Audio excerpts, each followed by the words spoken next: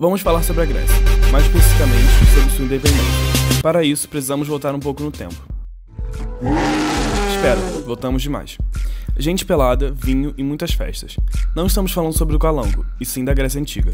Avançando um pouco no tempo, temos a Grécia Otomana, que foi o período de domínio do Império Turco-Otomano sobre a Grécia, durando a partir do século XIV até a sua independência.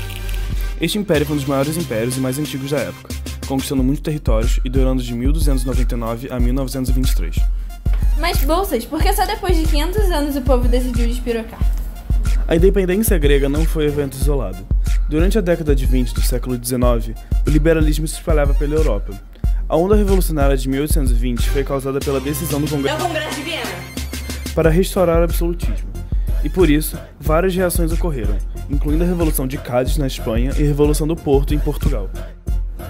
O povo grego, influenciado por essas tendências, iniciou o processo de independência, também conhecido por Revolução Grega. Entretanto, este momento havia um diferencial. A Santa Aliança estava em dúvida, lembrando que ela é uma organização militar das 4 grandes potências absolutistas. Ela não sabia se apoiava o império dominante contra os movimentos liberais ou defendia a fé cristã acima de seus interesses políticos. Depois de algumas horas refletindo no troninho, a Santa Aliança decidiu apoiar os gregos. No final, a Grécia tinha o apoio da Rússia, Reino Unido e da França. É importante destacar a criação da Filiki Etéria, uma sociedade secreta criada em 1814 por esses mercadores que não sabemos pronunciar os nomes. Athanasius Sakhalov, Manolis Santos, Nicolaus Skolfas. Essa sociedade que planejou a rebelião em 1821.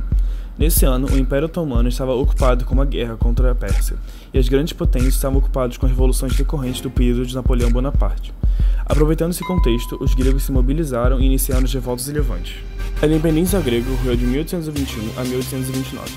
Ainda em 1821, ocorreu a primeira rebelião, que foi sufocada pelos turcos, porém influenciou os gregos do Peloponeso a realizarem a segunda rebelião, dessa vez com um triunfo grego. No final desse ano, todo o sul já havia se revoltado. Durante esse meio tempo, o sultão otomano enviou o mercenário Ibrahim Pasha à Grécia, em 1825, com um exército para sufocar a revolta grega. O mercenário, com o passar do tempo, retomou diversos territórios. Como já vimos antes, nesse momento, a Rússia, o Reino Unido e a França se posicionaram ao lado da Grécia, enviando suas marinhas e contribuindo para a destruição da frota otomana egípcia. A guerra terminou quando a Rússia e a Turquia assinaram o Tratado de Adrianópolis, em 14 de setembro de 1829, pelo qual a Turquia se comprometia a conceder independência total à Grécia. Após anos de negociações diplomáticas, a Grécia foi finalmente reconhecida como uma nação livre em maio de 1832. O Estado grego moderno instituiu o dia 25 de março como o Dia Nacional Oficial, dia da primeira rebelião grega. O país foi devastado após 10 anos de conflito. A nova nação continha 800 mil pessoas, menos do que 1/3 dos 2,5 milhões de habitantes gregos do Império Otomano.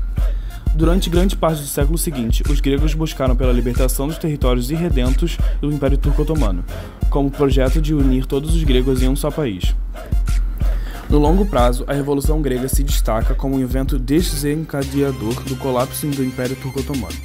Pela primeira vez, um povo cristão se livrou da dominação turca e estabeleceu um estado totalmente independente e reconhecido pela Europa. Isso daria esperança aos outros povos dominados pelo Império Otomano. Posteriormente, sérvios, búlgaros e romenos também conseguiriam expulsar os turcos de seus territórios e estabelecer estados livres.